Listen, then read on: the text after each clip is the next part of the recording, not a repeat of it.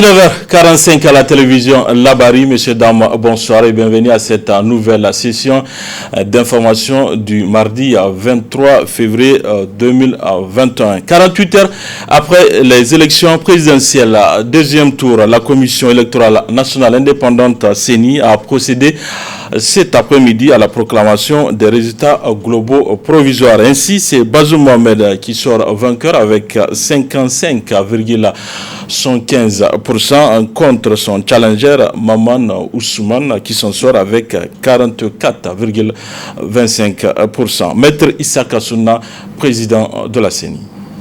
J'ai l'honneur en ce moment précis de vous présenter les résultats globaux provisoires du second tour des élections présidentielles du 21 février 2021.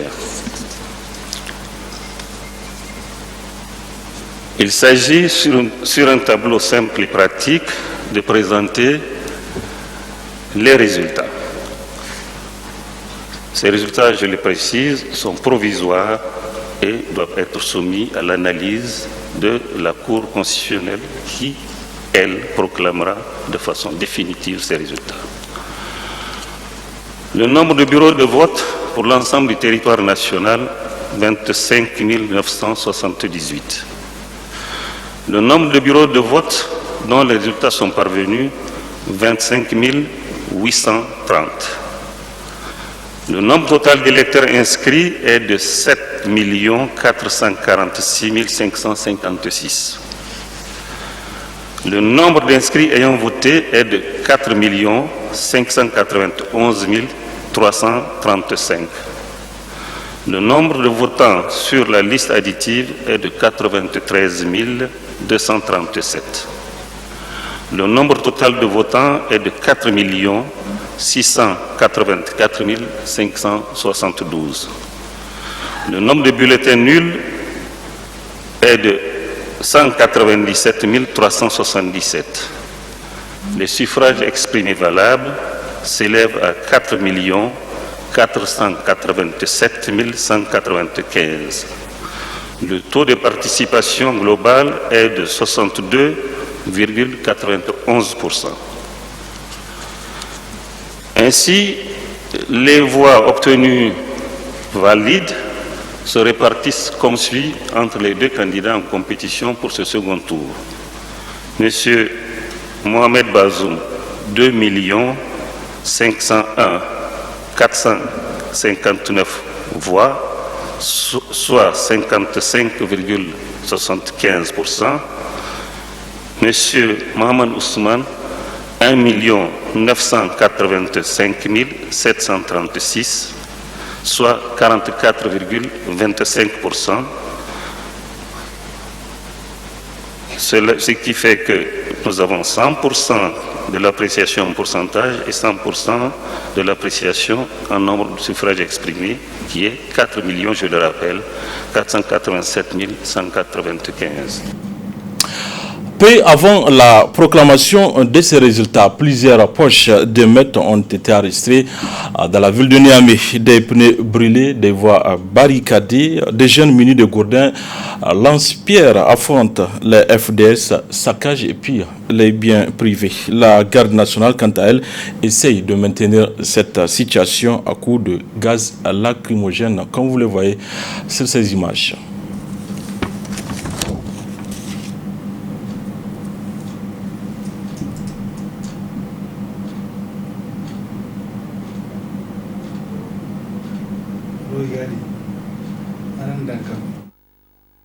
Dans le rayon de ces manifestations, un corps sans vie a été découvert. Un jeune vraisemblablement. Pour le moment, on ignore les causes de ces décès.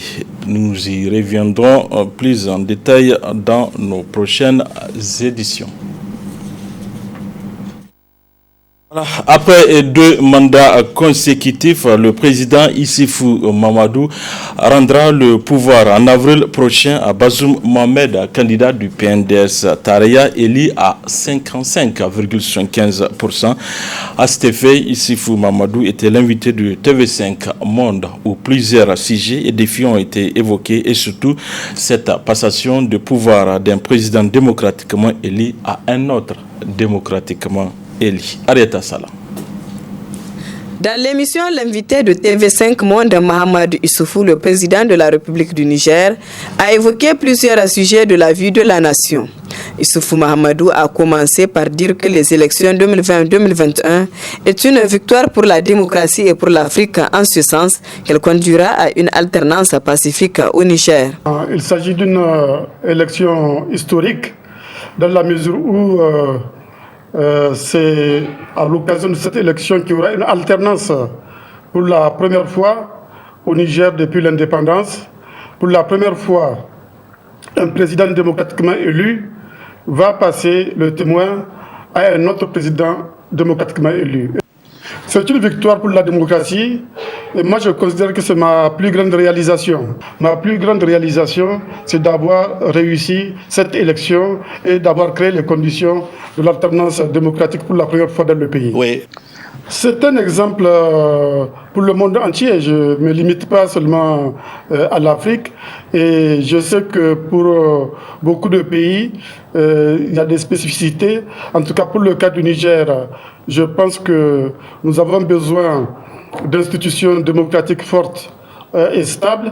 Et il ne peut pas avoir d'institutions démocratiques fortes et stables sans organisation d'élections libre et transparente et sans alternance.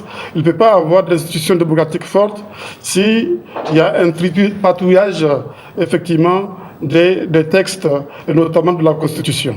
Issoufou Mahamadou, en fin de mandat dans notre pays, reconnaît que les actions que mènent les forces en présence au Sahel n'est pas de nature à maintenir la paix. Je pense que la France a bien compris que lutter contre le terrorisme au Sahel, c'est protéger la France, c'est aussi protéger l'Europe. La sécurité est un bien public mondial.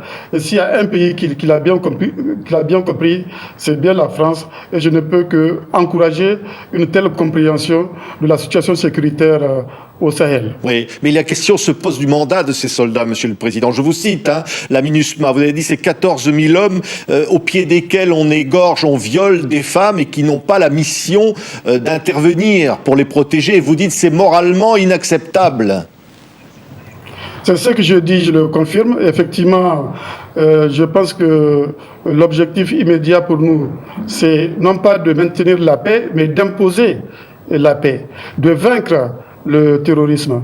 Or, parmi les forces en présence au Sahel, il y a cette mission des Nations Unies de stabilisation du Mali qui a pour mandat le maintien de la paix. Et nous aurons voulu que, sur le modèle de ce qui s'est passé en République démocratique du Congo avec la MONUSCO, où une brigade a été mise en place pour lutter contre le mouvement armé, nous aurions souhaité qu'au sein de la MINUSMA, qu'il y ait une brigade qui sera dédiée dans la lutte contre le terrorisme. Parce que ce n'est pas normal que 14 000 hommes qui coûtent $1 milliard par an laissent des civils se faire égorger à leurs pieds sans réagir. Donc il nous faut un autre mandat, effectivement, pour la MINUSMA. Il faut tout au moins qu'il y ait une brigade comme au Congo, en République démocratique du Congo, au sein de la MINUSMA, qui puisse lutter contre le terrorisme. Et cela est facile à mettre en place dans la mesure où nos pays ont des contingents à la MINUSMA. Par exemple, le Niger a un bataillon dans la MINUSMA, le Tchad a presque 2 bataillons au sein de la MINUSMA, et d'autres pays de l'Afrique de l'Ouest et du Sahel ont des contingents à la MINUSMA qui sont armés aux pieds et devant lesquels, effectivement, des civils innocents sont égorgés sans réaction. Je trouve ça moralement inacceptable. Pour Issoufou Mahamadou, il faut que l'Afrique cesse d'être le réservoir de matières premières pour le monde. Parce que chaque fois qu'on parle de pauvreté en Afrique, on met l'accent sur les causes internes, ce qui est normal. S'il y a une mauvaise gouvernance, s'il y a la corruption, cela peut produire de la pauvreté. Mais ne perdons pas de vue qu'il n'y a pas que des causes internes à la pauvreté de l'Afrique, il y a des causes externes également. Et je fais allusion ici au fait que l'Afrique, jusqu'ici, est cantonnée à son rôle de réservoir de matières premières. L'Afrique transforme très peu ces matières premières. Il y a très peu de chaînes de valeur qui soient développées en Afrique. J'ai pris par exemple l'exemple du cacao. Le cacao participe pour 5% dans le prix du chocolat. Ça veut dire qu'un pays comme la Côte d'Ivoire ou comme le Ghana, des pays qui produisent le cacao, ne réalisent que 5% de la valeur ajoutée de leurs produits. 95% de la valeur ajoutée sont obtenus à l'extérieur de ces pays. Ça, c'est une source de pauvreté, effectivement, parce que c'est un mécanisme de transfert de la richesse des pays producteurs de matières premières vers les pays développés. Il faut mettre fin à ça également, tout en continuant à promouvoir la bonne gouvernance dans nos différents pays, bonne gouvernance politique, bonne gouvernance économique également. Il faut retenir que le président de la République du Niger, Issoufou Mahamadou, a dans son entretien été très critique à l'égard de l'action internationale au Sahel. Les opérations du vote du dimanche dernier ont été également supervisées par les observatrices de la cellule de veille du Centre coordonné d'observation de la sécurité des femmes qui a mobilisé 350 observatrices sur le terrain, ont mis l'accent sur les femmes. Au terme des observations, la cellule fait le point. Madame Garba Memouna, présidente de la dite cellule. La participation des femmes au scrutin. L'inscription de la population sur la liste électorale a révélé un corps électoral de 7 446 556 avec une proportion de femmes de 55%. La participation de ces dernières dans le processus électoral a été analysée au niveau des électeurs, des membres du bureau de vote, des représentants des candidats, des observateurs et des agents de sécurité. De l'affluence des femmes électrices dans les rangs et de l'intégrité de leur droit de vote. Sur les 350 observateurs déployés, selon la cartographie des zones à risque identifiées sur le territoire national, on compte 256 observatrices, soit un taux de 73,14%. De la présence des femmes au sein du personnel des bureaux de vote. Sur environ 1510 membres du personnel des bureaux de vote rencontrés, dans les 350 bureaux de vote couverts à l'ouverture, nos observateurs ont décompté la présence de 403 femmes, soit 26,68%. Au sein du personnel des bureaux de vote, 82,88% des femmes occupaient principalement le poste d'assesseur et de secrétaire, avec 17,12% au poste de présidente. De la présence du personnel féminin détaché par la sécurisation du scrutin. Les forces de l'ordre étaient présentes dans 94,78% des 1712 bureaux de vote observés pendant le déroulement du scrutin. Sur cet effectif, on note une faible représentativité des femmes avec un taux de 4,81%, soit 426 femmes sur 8852 agents de forces de défense et de sécurité décomptés par nos observatrices et observateurs. Des incidents. De l'analyse des rapports soumis par les observatrices et observateurs au cours du scrutin du 21 février 2021, il a été noté quelques incidents dont des femmes ont été victimes. C'est le cas de la présence du bureau de vote numéro 153 du centre de vote de Goudel, commune 1 de Niamey, qui a fait l'objet de menaces de la part des électeurs. Par ailleurs, dans la commune de Dargol, région de Tillabéri, un véhicule transportant 6 agents électoraux a sauté sur une mine. Les 6 agents et le conducteur du véhicule ont tous perdu la vie. De sources officielles, 2 de ces agents électoraux sont des femmes. Recommandation au gouvernement. Continuer à privilégier le maintien d'un climat favorable à la bonne poursuite du processus électoral, notamment dans les zones à risque de violence. Veiller à la bonne application de la loi instituant le système de quotas dans les fonctions électives et nominatives. À la Commission électorale nationale et indépendante CENI, définir et appliquer une stratégie genre au niveau de la CENI en vue de prendre en compte la dimension genre dans les processus électoraux au Niger et de disposer de données désagrégées par sexe pour mieux apprécier l'évolution de la participation des femmes et des hommes aux élections. Aux candidats et partis politiques, intensifier les actions de renforcement des capacités des militantes sur les enjeux électoraux et le processus démocratique. Encourager la nomination des femmes à des postes de responsabilité au sein des institutions de l'État. Veiller au respect de la loi instituant le quota aux fonctions électives et nominatives. Aux forces de défense et de sécurité, veiller au déploiement du personnel féminin à participer aux équipes de sécurisation des processus électoraux. Continuer à agir de façon professionnelle dans le respect des droits humains, avec une attention particulière à la sécurité des femmes. Renforcer le recrutement des femmes au niveau des forces de défense et de sécurité. Aux hommes et femmes leaders religieux et coutumiers, œuvrer constamment pour la promotion de la paix et la cohésion sociale, de l'unité nationale et d'équité. Aux organisations des femmes, développer des programmes de renforcement de capacités en vue de l'amélioration de leur participation au processus de prise de décision à tous les niveaux. La coalition pour l'observation citoyenne des élections au Niger, COSEN, a quant à elle déployé 892 observateurs dans les 8 régions du pays. Ainsi, cette structure a rendu publique ce matin une déclaration préliminaire sur le déroulement de ce scrutin. Hamza Sakou et Chebou Yisso. C'est dans le cadre du projet d'appui à l'observation électorale que l'Union européenne a financé la coalition pour l'observation citoyenne des élections au Niger. Ainsi, celle-ci a déployé 892 observateurs sur toute l'étendue du territoire national pour évaluation objective, indépendante et impartiale de l'organisation du scrutin du 21 février dernier. Constat et observation préliminaire. Le jour du scrutin, les différentes équipes de la COSEN ont couvert 1584 bureaux de vote dans les 8 régions du pays, dont 85% en milieu urbain et 15% en milieu rural.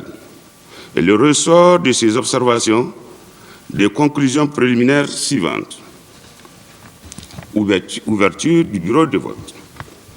La COSEN a couvert le démarrage des opérations de vote dans 472 bureaux de vote, au nombre desquels 74% ont ouvert à l'heure, soit à 8 heures.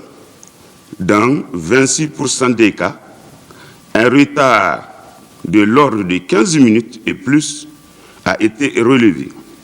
Le retard était, entre autres, dû à l'arrivée tardive des agents électoraux dans 33% des cas, du matériel électoral dans 22% des cas et des soucis de sécurité dans 6% des cas.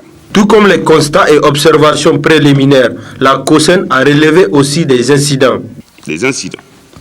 La COSEN a relevé 201 incidents de portée variable, entre autres achat de conscience d'achat de voix, bagarre entre les agents électoraux, bagarre entre les électeurs, transport entre les partisans de ces deux candidats, tentative d'introduction dans les bureaux de vote, des procès verbaux. La plupart de ces incidents ont été promptement résolus par des agents électoraux et les forces de sécurité dont l'action a été déterminante où elles sont intervenues. 6 de ces incidents ont entravé un bon fonctionnement des bureaux de vote. Ici, nous, la COSEN, regrette particulièrement les incidents de Dargol, région de Tillabéri, Garendogo, région de Difa, où cette situation a entraîné la mort d'hommes, dont 8 agents électoraux de l'un et un agent de l'autre. À noter que cette coalition qui regroupe 5 organisations et réseaux de la société civile recommande aux partenaires techniques et financiers de continuer à soutenir le Niger dans ses efforts de consolidation des acquis démocratiques et de l'état de droit. Changeons à présent de registre pour parler en santé. La maladie hémorroïdaire est une maladie qui se forment à l'anus et au rectum à Niamey. Ce sont surtout les hommes les plus affectés. Qu'est-ce qui cause cette maladie et comment se fait le traitement moderne et traditionnel? Élément de réponse dans ce reportage de Nafissatou Saleh et Halidou Bourema. Des sensations de brûlure ou d'inconfort dans la région anale, les hémorroïdes sont des éléments présents au niveau de l'anus chez tous et depuis la naissance. Une maladie qui affecte plus les hommes. La maladie hémorroïdaire, en fait, elle a une définition purement anatomique. Il s'agit de formations vasculaires qui sont normalement présentes chez tout individu, mais c'est la présence de manifestations cliniques qui transforment cet état anatomique normal en hémorroïde maladie. Plusieurs causes peuvent être des facteurs déclenchants d'une maladie hémorroïdaire. Et le primum movens, c'est-à-dire ce qui fait la relation entre toutes ces causes, c'est l'hyperpression au niveau du canal anal. C'est le manque d'exercice physique, c'est aussi la consommation de certains aliments, le thé, le café. La maladie hémorroïdaire concerne le genre masculin dans une proportion de 7 patients sur 10. Donc environ 70% de nos patients étaient de genre masculin. Et cette pathologie était le plus souvent rencontrée chez les personnes en milieu urbain. Pour les spécialistes, il existe deux types de maladies hémorroïdaires qui évoluent en 4 phases. Il faut rappeler que la maladie hémorroïdaire se présente de 2 types. Il y a la maladie hémorroïdaire dite interne et il y a la maladie hémorroïdaire externe. Et la différence, c'est que quand c'est une maladie hémorroïdaire interne, elle donne peu de douleur parce que c'est une partie du tube digestif qui n'est pas innervée. Le traitement est fait selon les stades. La maladie hémorroïdaire en 4 stades. Le stade 1, c'est un stade où il y a peu de symptômes, c'est juste une turgescence au niveau du canal anal. Le stade 2, il y a un prolapsus qui ne sort pas, c'est-à-dire que les hémorroïdes ne sortent pas du canal anal parce que les hémorroïdes, ce sont des formations vasculaires, comme je l'ai dit dans la définition. Maintenant, il y a le stade 3 où ce sont des brûlés qui auront tendance à s'extérioriser et il faut une manœuvre digitale pour les réintégrer. Et le dernier stade, c'est le stade 4 où il y a une protrusion qui est là et qui est permanente, c'est-à-dire ce sont des hémorroïdes qui sont extériorisés et qui ne peuvent pas réintégrer le canal anal. Maintenant, selon ces stades, plusieurs types de prise en charge sont proposés aux patients. Pour les stades 1 à 2 qui sont peu symptomatiques, on préconise le traitement médicamenteux. Maintenant, selon tous les paliers, quelqu'un qui va se présenter avec un stade 3 pourra bénéficier d'un traitement qu'on peut dire non opératoire. Ce sont des traitements instrumentaux. Maintenant, au stade 4, parfois on propose ce qu'on appelle une hémorroïdectomie, c'est-à-dire une ablation des bourrelets hémorroïdaires. Dans le traitement traditionnel, plusieurs remèdes sont recommandés. Au niveau de la médecine traditionnelle, nous utilisons deux fois les écorces, des fois les racines et des fois aussi les feuilles. Dans d'autres remèdes, on utilise les 3 parties en même temps. Donc, pour un traitement efficace, ce qu'il y a lieu de faire, c'est de pratiquer un peu le sport, respecter le régime alimentaire, c'est-à-dire les 3 repas quotidiens, là, il faut les respecter. Comme plante, vous pouvez toutefois utiliser les feuilles de Guéra sénégalensis, ce qu'on appelle communément savara. Donc, vous prenez une cuillère à soupe, matin, midi, soir, dans le lait laveur ou la bouillie. Et si vous voulez, vous pouvez faire des suppositoires matin et soir, c'est-à-dire le soir au coucher et le matin au réveil. Il y a plusieurs plantes qu'on peut utiliser, comme les écorces de Sclerocaria virea. Sclerocaria virea, on l'appelle dinei en germain. Là, on utilise les écorces soit en décoction ou en macération.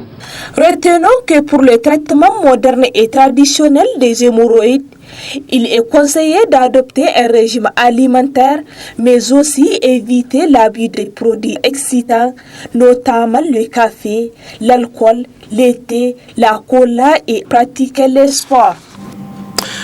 Ils sont nombreux de nos jours les jeunes nigériens qui font recours à cette nouvelle forme de commerce, le e-commerce. Qu'est-ce que c'est que le e-commerce? Qu'est-ce qui le différencie du commerce traditionnel et quels sont ses avantages? Éléments de réponse dans ce reportage signé Anafissatou Yahaya et Chebou Guissou.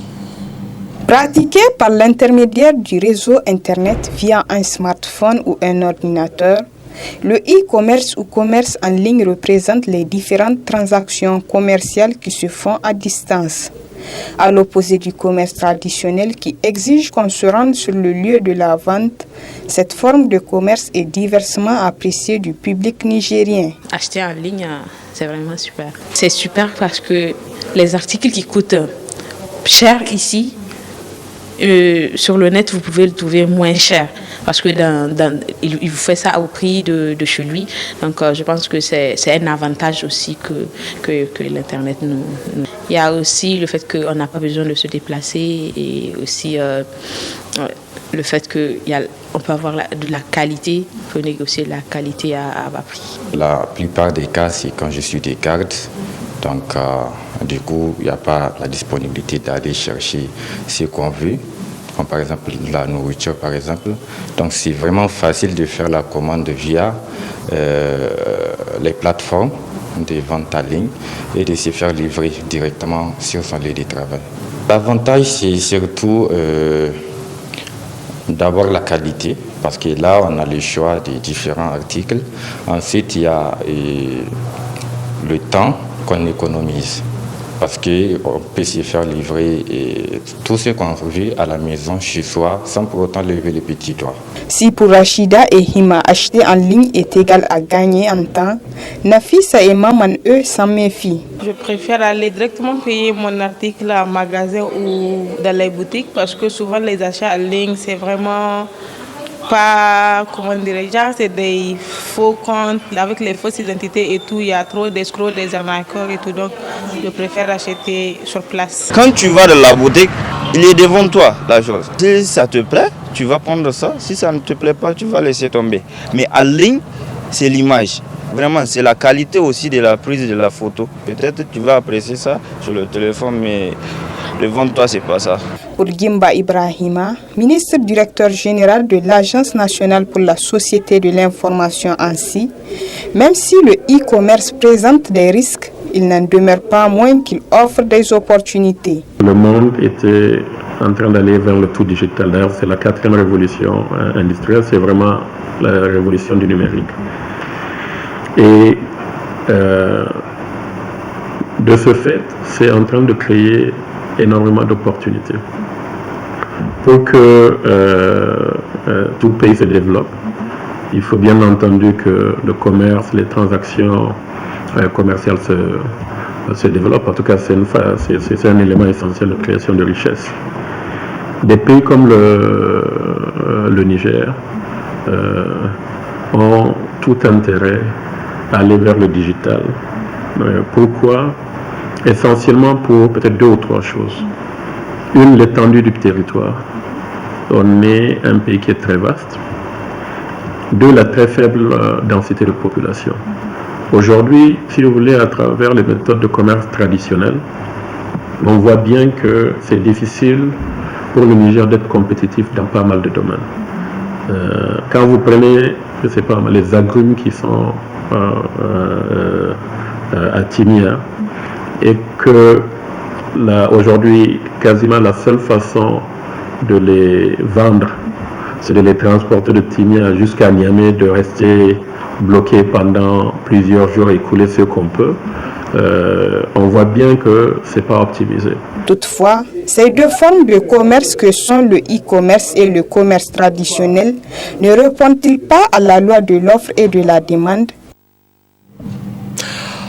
Actualité oblige, je l'annonçais en début de cette édition. 48 heures après les élections présidentielles, deuxième tour, la Commission électorale nationale indépendante CENI a procédé cet après-midi à la proclamation des résultats globaux provisoires. Ainsi, Bazoum Mohamed qui sort vainqueur avec 55,15% contre son challenger Mohamed Ousmane qui s'en sort avec 44,25%. À cet effet, la coalition CAP 2021 soutenant la candidature de Mohamed Ousmane a rendu public cet après-midi une déclaration. Le contenu avec Falke Bacharou, président de la coordination de campagne RDR Change. Seulement quelques instants après la fermeture des bureaux de vote, la coordination de campagne électorale du candidat du RDR Changi, son Excellence Mohamed Ousmane, a attiré l'attention des Nigériens et de la communauté internationale sur les graves manquements observés dans le processus électoral.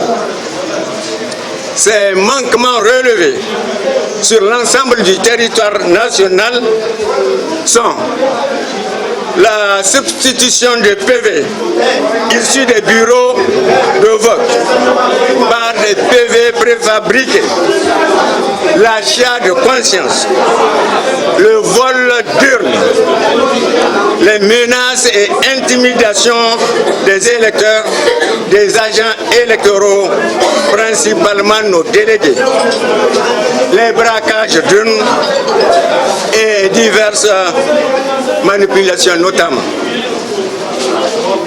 Les cas des circonscriptions électorales de Bermo, de Tagris, dans la région de Maradi, celle d'Aderbissinat, de Dabaga et de Timia, dans la région d'Agrez, et de 15 autres circonscriptions de la région de Tawa sont illustratifs à ce sujet. Ce faisant, Issoufou Mahamadou et son clan persistent à défier le peuple souverain du Niger qui a démontré sans ambages, clairement et massivement son attachement à la République, à la démocratie et à l'état de droit, à l'alternance démocratique pacifique. Les résultats qui sont en cours de publication par la CENI ne sont pas, dans beaucoup de cas, conformes à l'expression de la volonté du peuple et prouvent à suffisance qu'un nouveau hold-up électoral est en cours au Niger. Convaincu que rien, absolument rien, ne peut s'opposer à la volonté du peuple souverain, nous exigeons la suspension immédiate de la publication de ces résultats qui ne prennent aucunement en compte la volonté exprimée par le peuple nigérien en faveur du changement. Et aussi, je demande à tous les Nigériens soucieux de la préservation des valeurs fondamentales de la République et de la démocratie de se mobiliser comme un seul homme pour faire échec à ce hold-up électoral que Mahamadou Issoufou et son clan sont en train de perpétrer contre la volonté du peuple nigérien souverain. Une déclaration a été également rendue publique cet après-midi par le camp Mohamed Bazoum, candidat déclaré vainqueur de cette élection avec 55,15%. On l'écoute. Mes chers compatriotes,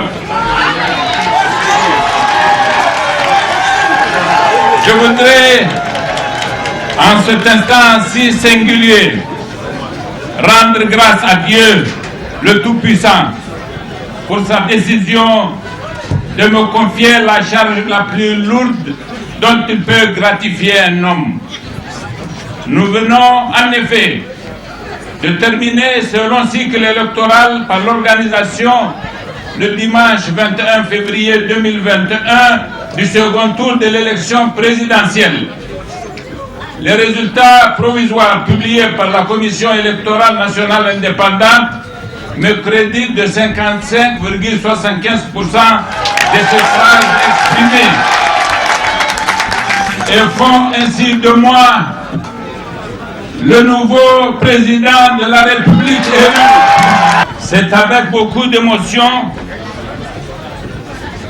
que je prends acte de cet état de fait. C'est aussi avec autant d'humilité que je rends hommage au peuple du Niger. Le calme remarquable qui a caractérisé la double campagne électorale de décembre 2020 et de février 2021, malgré les enjeux combinés de scrutins multiples et la preuve de l'adhésion totale de notre peuple au principe de la dévolution du pouvoir à travers ce mécanisme des élections. C'est aussi la preuve de sa confiance en la CENI, qui aura travaillé comme d'habitude de façon totalement transparente et inclusive. Notre loi électorale, en impliquant les partis politiques d'un bout à l'autre de l'organisation des élections, a créé les conditions de cette confiance que les Nigériens témoignent au travail accompli par la CENI. En effet, les partis politiques en compétition électorale ont leurs représentants dans tous les démembrements de celle-ci au niveau local, départemental et régional. Qui plus est, chaque candidat du second tour de l'élection présidentielle désigne à travers ses représentants locaux le président ou le secrétaire de chaque bureau de vote. En outre, chaque candidat désigne un délégué dans chaque bureau de vote. Cette double représentation paritaire des candidats dans tous les bureaux de vote est un gage de transparence et un moyen de lutte efficace contre toute forme de fraude. Mes chers compatriotes, si les élections se sont bien passées dans leur organisation et dans leur transparence, elles n'en ont pas moins été entachées par des actes terroristes qui ont profondément endeuillé notre pays. J'ai à cet égard une pensée pieuse pour les 7 agents électoraux décédés dans le département de Gotei suite à l'explosion d'une mine posée par des terroristes. Je m'incline aussi devant la mémoire d'un agent électoral fauché par une roquette de Boko Haram dans le département de Difa. Je pense également aux rescapés de ces 2 actes odieux à qui je souhaite prompt rétablissement. Je présente mes condoléances attristées aux parents des victimes. Ces événements auxquels je viens de faire allusion nous rappellent l'urgence et l'énormité du défi que constitue le combat contre le terrorisme. Ce combat, je le mènerai avec méthode et détermination, parce que pour avoir assidûment fréquenté durant ces 8 derniers mois les populations, je sais que partout où prévaut l'insécurité, c'est le premier besoin qu'elles expriment et qu'ils nous demandent de régler. Voilà, c'était là Mohamed Bazoum, candidat déclaré vainqueur par la CENI avec 55,75%. Et c'est tout pour ces 19h45 de la télévision Labari. Merci à vous de l'avoir suivi. Au revoir.